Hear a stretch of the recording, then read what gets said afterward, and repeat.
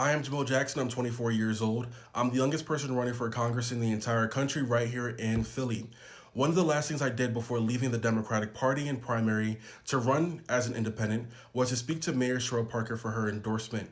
She invited me to Germantown to come speak to her and her team, and I went there and I said, look, I did not come here for your endorsement. I came here to speak truth to power, because it's not very often someone as young as me gets to advocate for their entire generation. I also know there's no way in hell you're going to endorse me. You're going to endorse Sharif Street. He's the clear party favorite. They are threatening for all of us to get out of the race as fast as possible. She laughed, I laughed, her team laughed, but I said, let's get serious and talk game. Our party is out of touch with Democrats, with the entire country.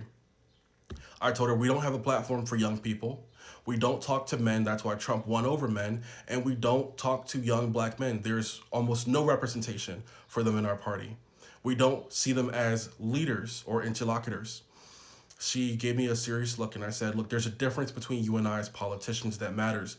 You accept corporate money. I don't have a campaign funded by the people. You are also closing down 20 public schools, and I suspect you're going to give those properties over to some of the biggest developers and realtors who supported your campaign. She was pretty disgruntled when I said that, and I said, but it's still on us, people like you and me, to get together to talk about a better vision for Philadelphia. I said our party lacks young people in positions of power. It also lacks visionaries. You are going to endorse Sharif Street, and he's going to lose to Christopher Rabb, which for the party is a complete worst case scenario.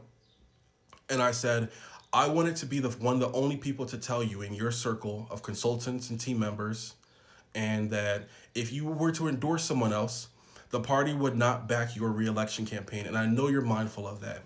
But on election day, when Sharif Street loses, I want you to ask yourself, how could someone who was 24, who the party didn't really give that much attention to or thought was serious, could tell you more about where the party was than you as someone who represents it?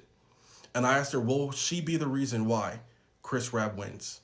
I ended my presentation there. She walked over, I walked over to her, we shook each other's hands.